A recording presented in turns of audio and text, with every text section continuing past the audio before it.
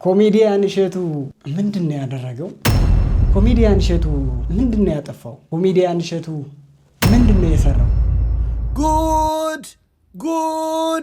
ጉድ እኮ ነው ጉድ።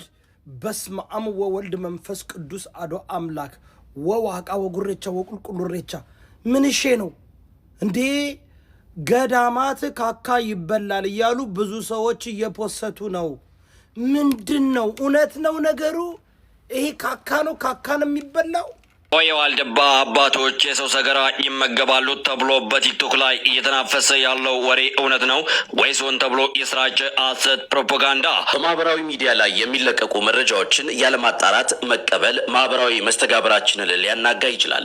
ሰሞኑን በተለያዩ የሶሻል ሚዲያ ገጾች ላይ ዩቲዩበር እና ኮሜዲያን እሸቱ መለሰ ወደ ዋልድባ ገዳም አቅንቶ በሰራው ዘጋቢ ፊልም ላይ የታየውን አንድ ትዕይንት በመቁረጥ የተሳሳተና ህዝብን የሚያሳስት መረጃ ሲሰራጭ ተመልክቻለሁ ይላል ቢላል መንግስቴ የጠቢባኑ ልጅ። እንደው ያንተ የመስማት ችግር ነው ጆሮክ ላይ ችግር አለ በሉኝ በእግዚአብሔር። ልክመቱ አባ ምንም አይለኝም። ምንም ያባቶችን መንፈስ ቅዱስ ያሳድራል። የመንፈስ ቅዱስ ማደሪያ ያደርጋል። ከዓለም የተለየ ምግብ ስለሆነ ይህንን ቪዲዮ ደጋግማችሁ ኮፒ ሊንክ ሼር በማድረግ መድረስ ያለበት ሰው ጋር በጣም ብዙ ሰዎች እንዲያዩት እርዱኝ ፕሊዝ። ደጋግማችሁ ኮፒ ሊንክ አድርጉ። እኔ ደጋግሜ ሰማሁት ቪዲዮን በእግዚአብሔር በቃ ያንተ የመስማት ችግር ነው በሉኝ ወይ መልሰስ። ምንድነው የአገሬ ልጆች ምንድነው የተፈጠረ ያለው? ምንድነው ማለት መንግስት የሃይማኖት ጉዳዮች ስለማይገባ ነው? ምንድነው አባቶች ላይ የተፈጠረ ያለው በደል፣ ግፍ፣ ስቃይ? እሺ እኛ እንዳሰብነው አይሁን። ይሄ ማለት እኛ ስንሰማው ተሳስተን ነው ወይ ያ ሰውዬ ሲያስረዳ ተሳስቶ ነው እንበል። የትኛው ሐዋርያ ነው የግማ የተላ ነገር በልቶ የመንፈስ ቅዱስ ማደሪያ ይሆን? ማን ያስተማራችሁ? ይሄን ከልት ከየት ነው ያመጣችሁ? እግዚአብሔር ይንቀልላችሁ። ይሄን ያጋንንት አሰራር ደግሞ ልትከራከሩ ትመጣላችሁ። ወንድማችን ዮናታን አክሊሉ መጥቶ ኢትዮጵያን ድንቁርና ውስጥ ኋላ ቀር ውስጥ እያስገባት እየከተታት ያለው እንዳታርግም ያረጋት የናንተ ተረት ነው ሲላችሁ ለተቃውሙ ትመጣላችሁ። አሳፋሪዎች እጅግ በጣም ብዙ ጉድ እንዳላችሁ እናውቃለን። ይሄ ግን እላፊ ነው። መንፈስ ቅዱስ ማደሪያ ለመሆን እካክ ትበላለህ የተላ ነገር ማን ያስተማረ? አምላክ እኮ ነው መንፈስ ቅዱስ ይጋድ አምላክን ማደሪያ ለመሆን የግማ ነገር በልተ እውነት ማን ያስተማረ? ይሄንን በአንድ ሀገር እየኖርን ተመሳሳይ ቋንቋ እያወራን ከናንተ ጋር አንሰደም። አስረዱን፣ ይሄን ጉዳይ አስረዱ። መንግስት ደግሞ ሰብአዊ መብት ኮሚሽን የት ነው ያለው? አባቶች እንደዚህ የተጨቆኑ ሃይማኖት ውስጥ ጣልቃ አይገባም ምናምን። አረ እግዚአብሔር ይገስጻችሁ እናንተን። ይሄ የአጋንንት እስራት ነው እንጂ ሰው በጤና እንዳይሆን እግዚአብሔር ይፍታችሁ። አስረዱን እስኪ አፍ ካላችሁ ፊት ለፊት ወጣችሁ አይ እንዲህ አይደለም እንዲህ ነው ስሙ ይሄ ነው ወይ ሌላ ነገር ነው በሉንና አስረዱን። ከዛ እንዴት ሆኖ መንፈስ ቅዱስ ማደሪያ እንደሚቆንም በዛው አስረዱ። አባቶችን አላስነካም። በዋልድባ ገዳም አባቶች ላይ የተነሳውን ስም ማጥፋት እናከሽፋለን። ኮሜንት ላይ ግቡና እውነቱ ይሄ ነው እያላችሁ አጥለቅልቁት። ከ30 ጊዜ በላይ ኮፒ ሊንክ ሪፖስት አድርጉት። እሸቱ የአባቶች አር ነው ተብሎ የደረቀ አር ሲበላይቼ እኔ በሞት አላደርግም። ከሞት ትድናለህ።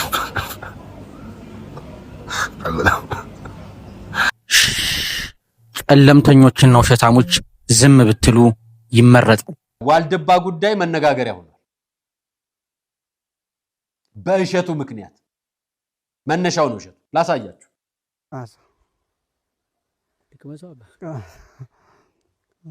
ምንም አይለኝም። ምንም ያባቶችን መንፈስ ቅዱስ ያሳድራል። የመንፈስ ቅዱስ ማደሪያ ያደርጋል። ከዓለም የተለየ ምግብ ስለሆነ ዓለማውያን የሚቸገሩበት ነው። መናንያን ግን ደስ እንኳን እንደማር የሚጣፍጣቸው ጌታ ይባረክላቸው። ሐሞትና ገርቤ ወምጣጤር ማውልቅ መራራስኩነቹ ይሄ መልሰህ አባ እንግዲህ ካልተቻለ መልሶ ወይ አልቻልኩም።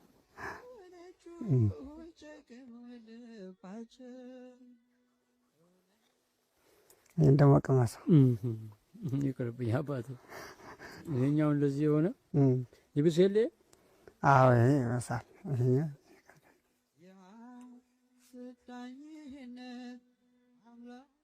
አቻልኩኝ ማባ ሞክረው ትንሽ በምን ልዋጠው ውሃ አለ እንዴ አባ ውሃ እናምጣለን መዋጫ ውሃ ከኔና ይዋጥ ለመድኃኒት ቶሎ እንኳን የሆነስ መድኃኒት የስጋ መድኃኒት መራራ ይዋጣል። ይሄ እኮ የነፍስም የስጋ መድኃኒት ነው። አባቶቻችን በረከት ነው። ለአባቶቻችን በረከት ነው። በጣም ጥሩ። ጠላቶቻችን እንዴት እንደተደራጁ ልንገራችሁ፣ ላሳያችሁ። በነገራችን ላይ ወሃቢዮችና ሐሰተኛ ፓስተሮች ኦርቶዶክስን ለመንካት ትናንጥዬ ሰበብ ነው የሚፈልጉት። ይሄንን ፎቶ ተመልከቱ። ይሄ ፓስተር ነው፣ ሸዋንግዛው ሐሰን ይባላል። የአባቶች አይነ ምድር መንፈስ ቅዱስ ያሳድራል፣ ጌታ ይቅር ይበላችሁ። ሉቃስ ወንጌል ምዕራፍ 22 ቁጥር 17 ጽዋንም ተቀበል አመስግንም፣ ይህን እንካችሁ በመካከላችሁም ተካፈሉት። 19 እንጀራም አንስቶ ተመስገን አመሰገነ፣ ቆርሶም ሰጣቸውና ስለ እናንተ የሚሰጠው ሥጋዬ ነው፣ ይህን ለመታሰቢያ ያድርጉት። 20 እንዲሁም ከራት በኋላ ጽዋውን አንስቶ እንዲህ አለ፣ ይህ ጽዋ ስለ እናንተ የሚፈሰው ደሜ የሚሆን አዲስ ኪዳን ነው። ይህ ድረስ ለኮሜዲያን እሸቱ መለሰና እርሱን አይነ ምድር ላስበሉ ሰዎች ጌታ ኢየሱስ ለመታሰቢያ ያድርጉት፣ ሥጋውን ደሙን እንጂ የአባቶችን አይነ ምድር አይደለም። ስለዚህ ንስሐ ግቡ፣ ወደ ጌታ ኢየሱስ ክርስቶስ ኅብረትም ተመለሱ፣ ጌታም በነገር ሁሉ ማስተዋል ይስጣችኋል አለ። ይሄ ነው ሸዋንግዛው ማለት። ፓስተር ነው፣ አገልጋይ ነው። ልቀጥልላችሁ። ሙራር ታደሰ ይባላል። የዋሃቢዮች ቀንደኛ የማህበራዊ ሚዲያ አጋፋሪ ነው። ሰው በመዳን ስም እንዴት የሰው ጽዳጃ ካካ አር ይበላል? ሰላም ሰላም ሰላም ቤተሰብ እንዴት ናችሁ? አማን ነው። ክብሩ ይስፋ ክብሩ ይስፋ የእናትና ልጁ እሸቱ መለሰ። እንግዲህ ኮሜዲያን እሸቱ መለሰ ገዳም ሄዶ ቋርፍ የሚባል ፍሬን ከአባት ነግረውት እየበላ ነበረ። ቋርፍ የሚለውን ፍሬ እንግዲህ ሙስሊሞቹ ልቅመሰው አባ ምንም አይለኝም። ምንም አይል የአባቶች ማለት ይህንን ከላይ የተመለከታችሁትን ቪዲዮ በርካታ ሙስሊሞች የእኛን ቤተክርስቲያን የእኛን አባቶች የእኛን ሃይማኖት ለማጠልሸት ሲሉ እየተናገሩ እያዟዟሩ ያሉት ነገር ነው። በሐሰት ምን በማለት ይሄ እሸቱ እየበላው ያለውን ነገር እነሱ ምን እያሉት ነው? የአባቶች አይነ ምድር ነው፣ እዚህ አይነ ምድር ላይ መንፈስ ቅዱስ አድሮበታል፣ ይሄ ነው እንግዲህ ኦርቶዶክስ ሃይማኖት ብለው። ሰባህል ኸይር ያ ጀማ፣ እንዴት አደራችሁ? የዛሬዋ ቀን ለኛ ለሙስሊሞች በጣም ልዩ ቀን ናትና ባለን መደሰትን እንልመድ። ሰው ሀገርን ብንሆን ያኔ እስኪ ያለፋል ይባል የለ። ለኛ ለሙስሊሞች ወሃቢዮችን አካትም ለምን እንደዛ እንዳልኩኝ ታውቃላችሁ? በትላንትናው ዕለት በዋዜማው አንድ ቪዲዮ ወደዚህ ሲያዘዋውሩ ተመለከትኩኝ። እሸቱ መለሰ ገዳም ሄዶ የአባቶችን አር በላ። ያኔ ቃላቱን እንኳን ስትጠቀሙት አልሰቀጥጣችሁ? ያ ተክል ቁርፋ ከሚባል መራራ ቅጠል የሚዘጋጅ ምግብ ነው። እሱንም መነኩሴዎች የሚበሉ ቢሆንስ ምን አገባችሁ? ወሃቢዮች ዘላለማችሁን በማገባችሁ እየገባችሁ እኛ ሙስሊሞችን አታሰድቡን። እስካሁንም ድረስ የጨዋይቱ የኦርቶዶክስ ተዋሕዶ ቤተክርስቲያን ልጆች ነን። ነገር ግን አሁን የበለጠ ከምንም ነገር ነፃ የምንሆንበት ጸባጫሪነትና ጥላቻ ምን ማለት እንደሆነ እራሳችሁ በ4 ነጥብ ተቀናጅታችሁ ተወሻሽማችሁ አሳይታችሁናል። ገዳምና ገዳማውያን ለድርድር የማናውላቸው የማናበቃቸው ቀይ መስመሮቻችን ናቸው። ይህ ቀይ መስመር ተረግጦ ከእናንተ ጋር ለመከባበር ሌላ አይነት ትርክት ውስጥ የምንገባ አለመሆናችን ሊታወቅ ያስፈልጋል። አንዳንድ የእስልምና እምነት ተከታይ ወገኖች እየወጣችሁ ባለማወቅ ነው እንደው ቋርፍ የሚበላ የገዳም ምግብ መሆኑን አላወቅንም ነበር ስተን ነው የሚል ነገር ስትናገሩ በተለያየ አይነት መንገድ በብዛት እየተመለከተን ነው። ለዛ እናመሰግናለን። ያልጠራችሁ ግን በተለይ የዋሃብያ ክንፎች የቀደመውን እንግዲህ በእፎይ የደረሰውን ምታት ለማብረድ እዚህ ጋር የስድብ ትርክት ፈጥራችሁ የምትንደፋደፉ አላችሁ። እናንተ ግዴለም የወቅት ጉዳይ ነው ትጠራላችሁ። በተረፈ ግን እዚህ ጋር ወንጌሉን ይዘህ መጽሐፍ ቅዱሱን ኑረው መጽሐፍ ቅዱስን ብቻ ያዝ ገዳም የሚባል ነገር አያስፈልግም የምትል የድኩማን ስብስብ እኔ እኮ በጣም ነው የሚገርመኝ። ሰው እንዴት የያዘውን መጽሐፍ ቅዱስ ውስጡ ያለውን ቁም ነገር እንዴት አይረዳም? በአንደኛ ነገሥት ምዕራፍ 19 ላይ ተገልጾ ያለው ያ ከሞቀ ቤቱና ከነበረው ሀብትና ንብረት ይልቅ ክርስቶስን መርጦ ኤልያስን ጥሪ ተከትሎ የሄደው ኤልሳ አንተ እንደ ፊልም እያየ ልታደንቀው የተቀመጠ ታሪክ ነው። ዘመነ ብሉይ ሲነሳ መቼም ነስር ይላቸዋል። ወደ አዲስ ኪዳን ብትሄዱ ራሱ የአዲስ ኪዳን መጀመሪያ ጌታችን መድኃኒታችን ኢየሱስ ክርስቶስ በማቴዎስ ወንጌል ምዕራፍ 1 ጀምሮ ባለው ታሪኩ በገዳመ ቆሮንጦስ ተወስኖ ጾሞ ጸልዮ ለኛ ያሳየን የአደባባይ ትርኢት ወይም ደግሞ አንፊ ቲያትር አይደለም። ይህ የሚኖር ህይወት ነው። በሌላ መንገድ ይህንን ደግሞ ተመልክቶ ደግሞ ሐዋርያው ቅዱስ ጳውሎስ ምስክርነት ሲሰጥ እናያለን። በዕብራውያን ምዕራፍ 11 ላይ የተቀመጠ ታሪክ ነው። ስለ ክርስቶስ ፍቅር ብለው ዓለምን ንቀው ዓለምን ሸሽተው ለሄዱ ከቤተሰቦቻቸው ሀብት ንብረታቸውን ትተው ለተነጠሉ ሰዎች የሰጠውን ምስክርነት ማየት ተገቢ ነው።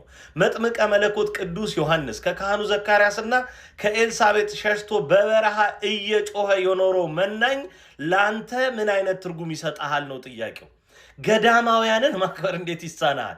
ገዳማውያን የሚመገቡት ምግብ የክርስቶስን መከራ በማሰብ መጻጻ መራራውን ስለሆነ ክርስቶስን እየለበሱት መሆኑ እንዴት ሊጠፋ ይችላል? ወገኔ በገዳም እኮ የሚመለከው በገዳም እኮ የሚደረገው ሳር አይደለም የሚጋጠው፣ ሶፍት አይደለም የሚበላው። በገዳም የሚደረገው ያ ዓለምን ለማዳን ከሰማየ ሰማያት የወረደ ፍቅሩን ለገለጸልን ለዛ እውነተኛ መሲህ ክርስቶስ ፍቅራቸውን ዓለምን ንቀው ራሳቸውን ጠልተው የሚያሳዩበት ስፍራ ነው። የኢትዮጵያ ኦርቶዶክስ ተዋሕዶ ቤተክርስቲያን መመኪያዋ ገዳሟ ነው። የአጋንንታችሁ ሙላት እዚህ አፍንጫችሁ ስር ደርሷል። ይህንን ለማስታገስ እውነቴን ነው ብዙ የጸበል ስፍራዎች አሉን። ኑና ተጠመቁ። በተረፈ ለጀመራችሁት የጥላቻ ንግግርና ፖለቲካ እናንተው ትወጡታላችሁ። እኛ ጋር ምንም የሚቀር ነገር የለም። እናንተ ትጀምሩታላችሁ፣ እናንተው ጋር እዛው ይቀራል። እውነቴን ነው የምነግራችሁ። በምትናገሩት የጥላቻ ንግግር ሁሉ ዋጋ ትከፍላላችሁ። በዋልድባ ገዳም ከሚኖሩ መነኮሳት ጋር ለአጭር ቀናትም ቢሆን አብሮ የመዋል አብሮ የማደር አብሮ የመቆየት እድሉ ነበረኝ። በአንድ የበረከት ስራ ላይ ተገናኝተን ከዋልድባ ገዳም አባቶቼ ላይ ትልቅ በረከትን አፍሻለሁ። ታዲያ አባቶቻችን በዋልድባ ገዳም ሲኖሩ የሚበሉት ምግብ ቋርፍ ይባላል። እኛ እንደምንበላው የላመ የጣም አይደለም፣ ወይም ደግሞ ይሄ ጨለምተኛ ልጅ እንደሚለውም አይደለም። ቋርፍ ማለት ካልበሰለ ሙዝ የሚዘጋጅ መራር ምግብ ነው። ያልበሰለ ሙዙ እንዲደርቅና በወፍራሙ እንዲፈጭ ተደርጎ አባቶች በገዳም ይመገቡታል። እጅግ በጣም መራር፣ እጅግ በጣም ጣዕም የሌለውና ለሰውነት ለስጋ የማይስማማ ነው። ይህንንም የሚመገቡት ይህንን ዓለም ንቀው የላመ የጣመውን ትተው በበዓት ተወስነው በጠባብ ቤት ውስጥ ቁጭ ብለው ራሳቸውን ለክርስቶስ አሳልፈው ሰጠው ለዚህች ዓለም ሙተው ስለሚኖሩ ነው። በነገራችን ላይ ይሄ አይግረምህ። ሌላ ደግሞ ከሬት እጅግ በጣም የመረረ ጣብሌ የሚባል ምግብ አላቸው። ሬት እጅግ በጣም መራር ነው አይደለ? ጣብሌ ደግሞ ከሬት በጣም ብዙ ሽጥፍ የሚመር ምግብ ነው። ይህንን ምግብ ደግሞ የበቁ አባቶቻችን ይመገቡታል። ህዳር 6፣ 7፣ 8 ደግሞ በአካባቢውና በገዳሙ የሚኖሩ ሰዎች እንዲመገቡትና እንዲቀምሱት ይደረጋል። እጅግ በጣም መራር ነው። ታዲያ ባጭሩ አለማወቅ ትልቅ ጌትነት ነውና አላዋቂዎች እንደሚሉት ሳይሆን እውነታው አሁን እኔ እንዳልኳቸው ነው።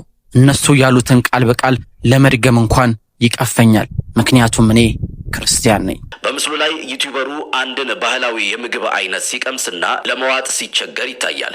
አንዳንድ አካላት ግን ይህንን ትዕይንት ለይተው በመውሰድ የገዳማውያን አባቶች ጽዳጅ ወይም ቆሻሻ ነው በማለት ፍጹም ከእውነት የራቀና ስም ማጥፋት የተቀላቀለበት መረጃ ሲያሰራጩ በግል ያስተውያለሁ ይላል። እንደ አንድ የሙያ ግዴታዬ ሙሉ ቪዲዮውን በመመልከትና የእውነታ ማጣራት ወይም ፋክት ቼክ በማድረግ እውነታውን እንደሚከተለው አቅርቤዋለሁ። አባቶች ሲቀማምሱት የነበሩና ዩቲዩበሩም ወይም እሸቱ የቀመሰው ምግብ ቋርፍ ይባላል። ቋርፍ በገዳማት በተለይም በዋልድባ ያሉ ባህታውያንና መነኩሴዎች ለረጅም ጊዜ አቆይተው የሚመገቡት ፍጹም ንጹህ የሆነ ባህላዊና መንፈሳዊ ተብሎ የሚታመን ምግብ እንጂ አንዳንዶች እንደሚሉት ሌላ ነገር አይደለም። በዋልድባ ገዳም ሕግ መሰረት እህሎች ወይም ሴሪያልስ ዓለማዊ ተብለው ስለሚታሰቡ በገዳሙ ማዕከላዊ ክፍል እንዳይገቡ የተከለከሉ ናቸው።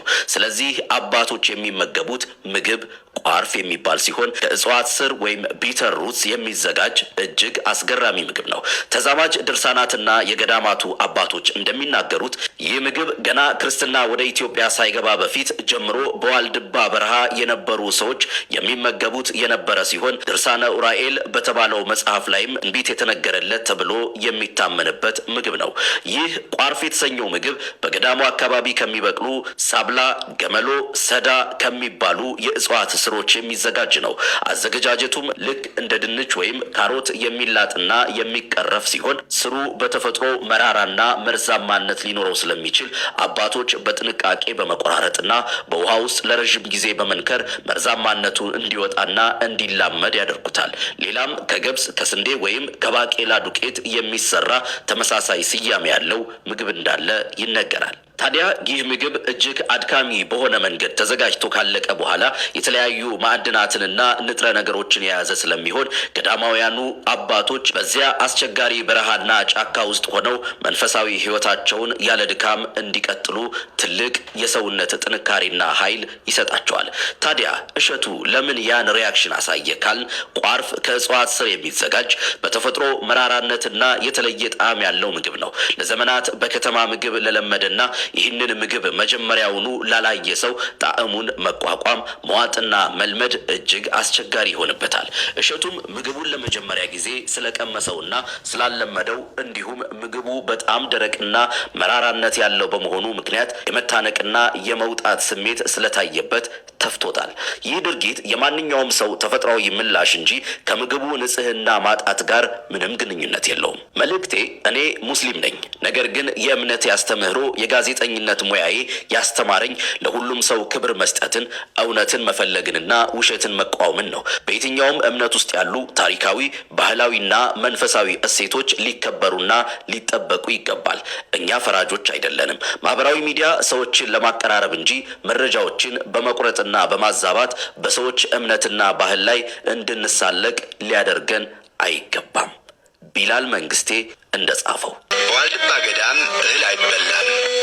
እህል የማይበላበት ምክንያት የገዳሙ የራሱ ሕግ ስለሆነ ነው እንጂ እህል ኃጢአት ኑሮበት አይደለም። ነገር ግን የዋልድባ ደንብ እህል አይበላበት ብለው የመጀመሪያዎቹ አበው ወስነዋል። ኮሜዲያን እሸቱ መለሰ የ12 ዓመት ታዳ መቼም ይሄ ዘመን እሸቱ ላይ ያልተነሳ የለም። ኦርቶዶክሳውያን ተነስተውበታል። አሁን ደግሞ ይኸው እንደምታዩት ደግሞ ተነስተውበታል። መቼም ያልተነሳበት ሰው የለም። ወንድማችን እሸቱ የሚሰራው ስራ ድንቅ ነው። እንወደዋለን፣ እናከብረዋለን። ከዋልድባ አብረን ታንት ሳንወጣ በመንገዳችን ጅማሮ ስለነገርናችሁ የመነኮሳቱ ምግብ ስለሆነው የቋርፍ ዝግጅት ልናሳያችሁ ወደናል።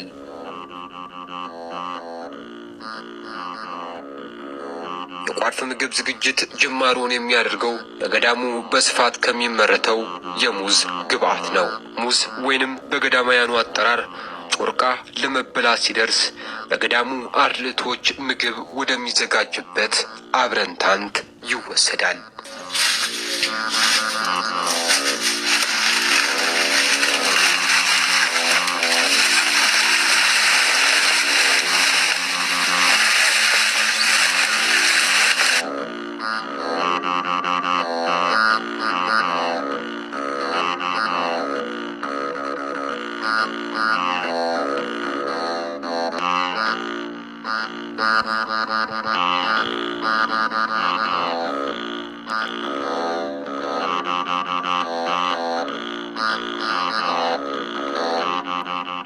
ይደርቅ አድርገን ጠፍጥፈን እናደርቀዋለን ማለት ነው። በደንብ እንዲደርቅ ይደረግና ወደ ጎተራ ይገባል።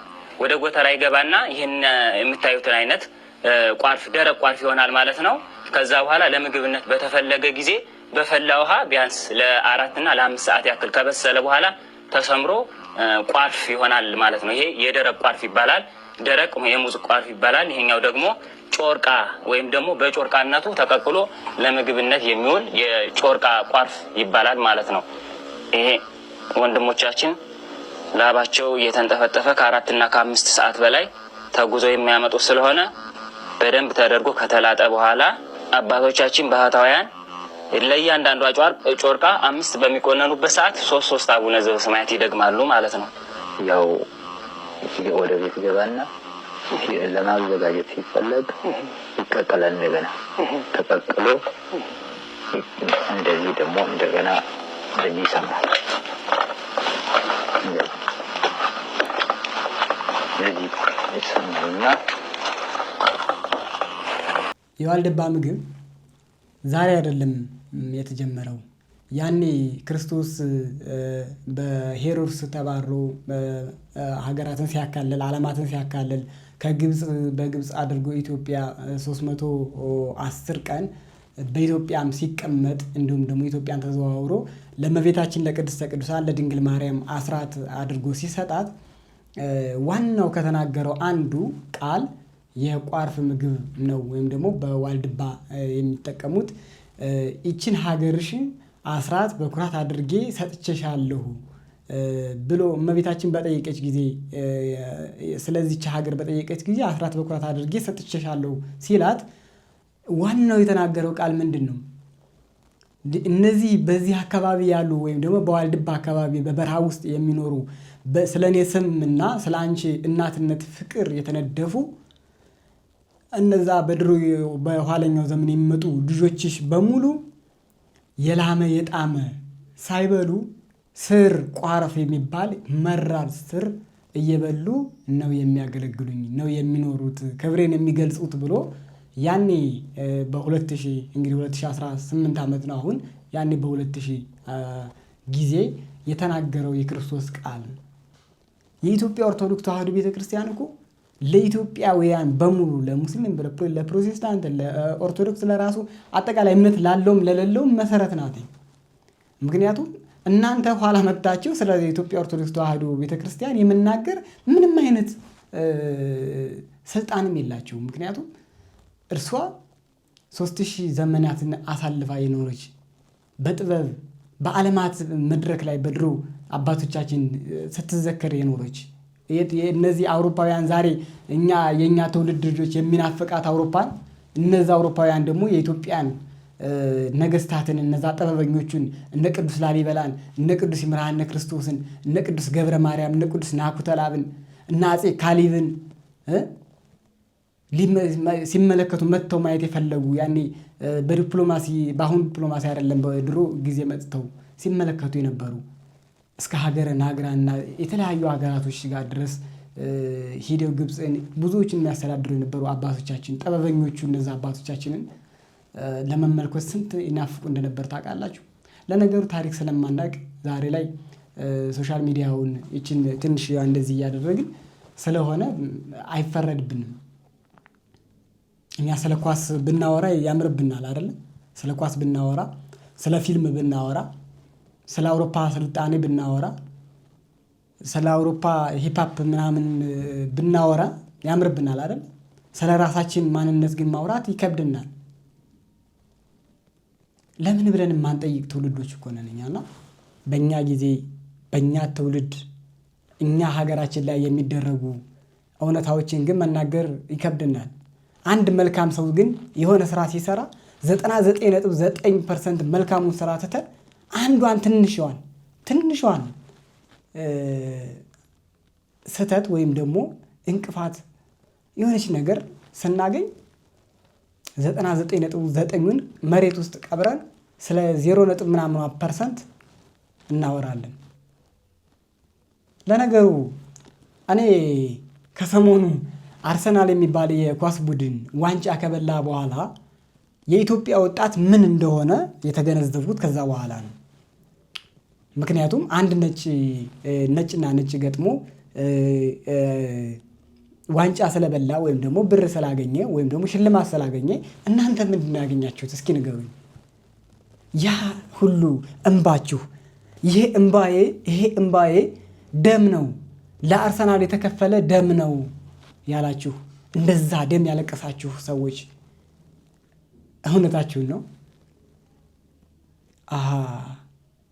በአርሲ ስለሚሞቱ ኦርቶዶክሳውያን፣ በአማራ ክልል፣ በኦሮሚያ ክልል፣ በአፋር ክልል፣ በትግራይ ክልል ስለሚሞቱ በተለያዩ የኢትዮጵያ ሀገራቶች ስለሚሞቱ ወጣቶች፣ አባቶች፣ እናቶች ስደት፣ እንግልት፣ መከራ፣ ረሃብ ግን እንባ የላችሁም አይደለ? እንባችሁ ደረቅ ነው አይደል? ድንግል ማርያም ረዳችን ስትሉ እንደዛ እናንተ የአርሰናል ቡድን ዋንጫ እንዲበላ ድንግል ማርያም ረዳቻችሁ። ነገር ግን ኮሜዲያን እሸቱ የኢትዮጵያን እናቶች እንደዛ ቤት ለቤት እየገባ የሚያግዝ ትልቅ ሰው የኢትዮጵያ ኦርቶዶክስ ተዋሕዶ ቤተክርስቲያንን ብቻ ሳይሆን የኢትዮጵያ ኦርቶዶክስ ተዋሕዶ ቤተክርስቲያን ብቻ ሳይሆን እኮ የሙስሊም መስጊዶችንም አሰርቷል። ብዙ ሙስሊም እናቶችን ረድቷል። ብዙ ፕሮቴስታንት እናቶች ወንድሞችን ረድቷል። ትችቶቹ መሰረተ ቢስ የሆኑ ነገሮች ናቸው። አሁን ስለ ቋርፍ አሁን ዛሬ ላይ ነው እንደ ቋርፍን እኛ የምትነግሩን? የቋርፍ እኮ ከ2000 ምናምን ዓመት በላይ የነበረ ቋርፍ ምግብ ነው። አባቶቻችን ሲመገቡ የነበረው ይሄ የራስ ስጋቸውን ለማቆም ሲሉ የሚመገቡት ነው እንጂ በዋልድባ ገዳም እኮ ምግብ አይመገቡም። በቃ 40 ቀን 40 ሌሊት የሚጾሙ አባቶቻችን ናቸው ያሉት። ባህታውያን የዘጉ ናቸው ያሉት። እንግዲህ ሶሻል ሚዲያው በተለይ በአግባቡ ካልተጠቀምንበት ለእኛ ለኦርቶዶክሳውያን በጣም ፈታኝ ነው። በደንብ ልንመረምረው ምንጩን በደንብ ልናውቅ ይገባልና ኮሜዲያን እሸቱ ለዋልድባ ገዳማት እዛ በረሃ ውስጥ ገብተህ ላደረከው መልካም ስራ ላደረከው ተጋድሎ በራሱ እንደ ዓለማዊ ወጣት ከምንም በላይ እኛ ያንተን የመሰለ ማለት የኛ የኦርቶዶክስ ተዋሕዶ ወጣቶች እናመሰግናለን፣ እናከብራለን። ከዚህ የበለጠ እንደምትሰራ እናምናለን።